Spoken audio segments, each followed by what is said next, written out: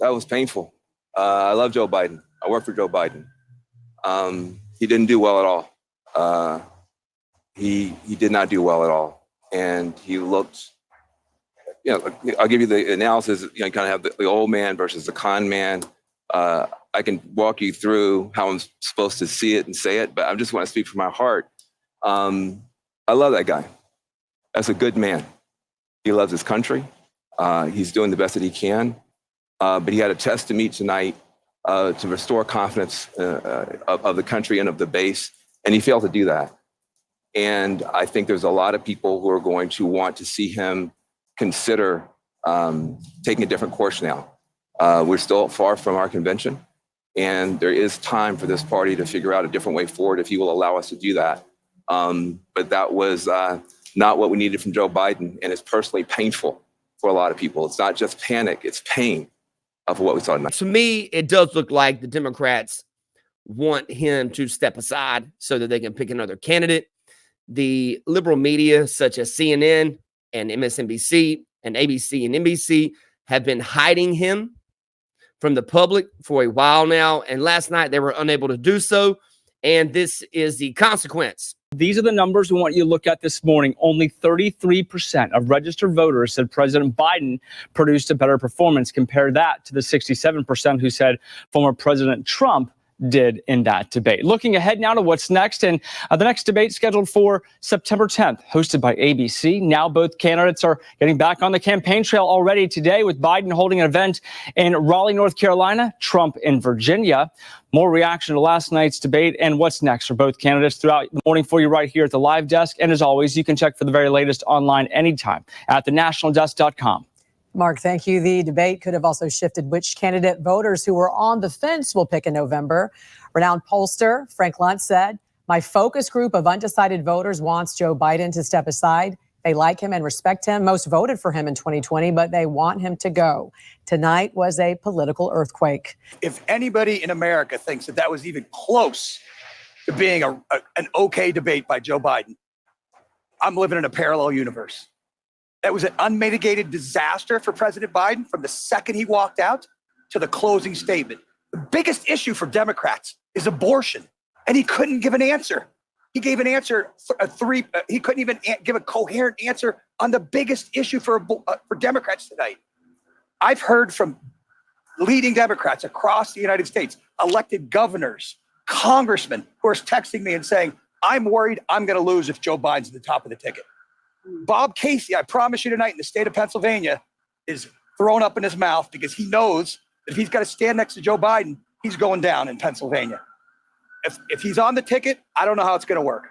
Yeah, look, it was a really disappointing debate performance from Joe Biden. I don't think there's any other way to slice it. His biggest issue that he had to prove to the American people was that he had the energy, he had the stamina, and he didn't do that. And so I think that is of concern. And I think for a lot of Democrats, that's very disappointing. I will say Donald Trump also had some really rough moments in this debate. And, talking to the Biden campaign, they say, their dials started really moving away from Trump as he was increasing his personal attacks on Biden. So I think there was a lot about his kind of character and the kind of personal nastiness that he was putting on display, that doesn't help him with the swing voters that he needs. And I also think you saw him continue to get sort of more and more animated across the course of the debate and, give some really problematic answers about January 6th, some really problematic answers about Putin. So, Donald Trump did not get off scot-free tonight by any stretch. But look, there is no two ways about it. That was not a good debate for Joe Biden.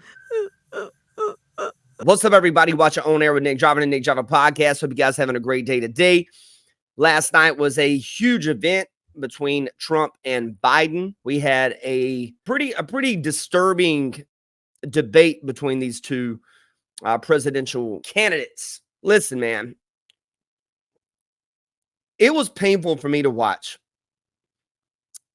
I am a registered independent. I lean right these days just because of how much I don't understand how far left the actual Democrats have gone. I know a lot of people have that sentiment. To me, it looks like there is a narrative generating out there to where Joe Biden needs to step aside and let someone else come in.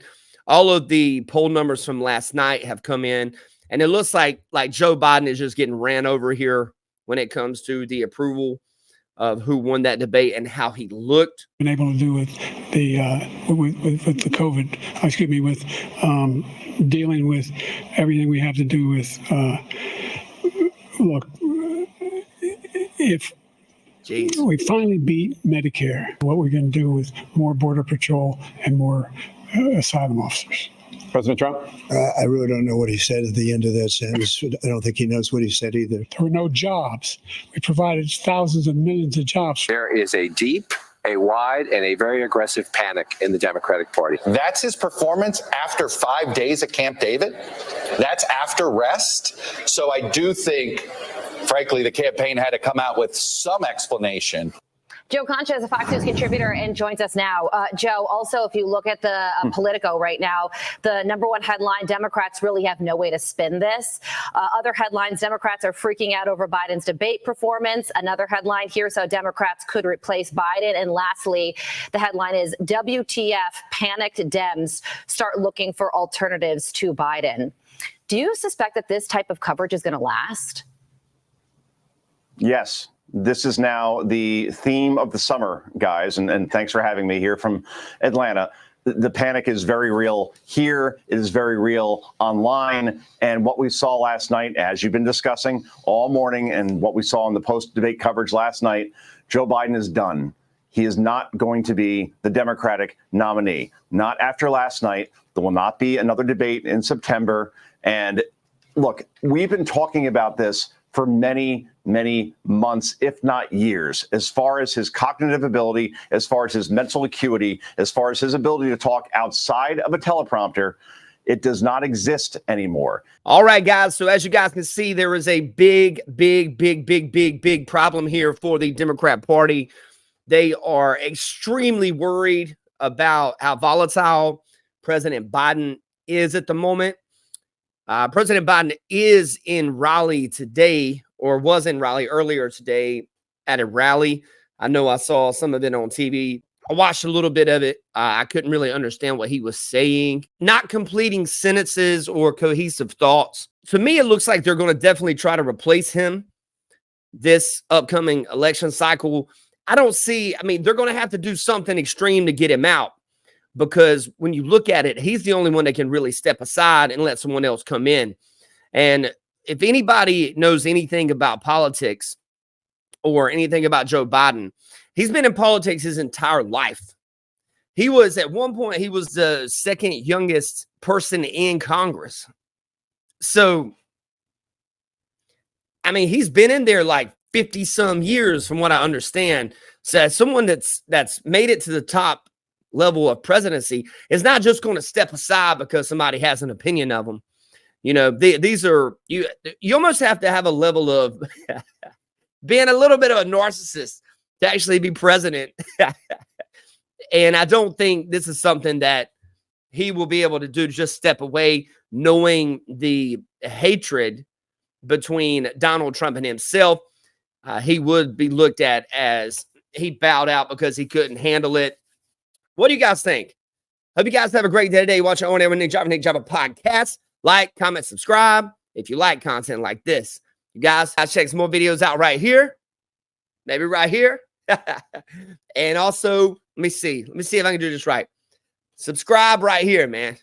You guys take care. Have a blessed day. You watch your own Nick Java podcast. One love, y'all.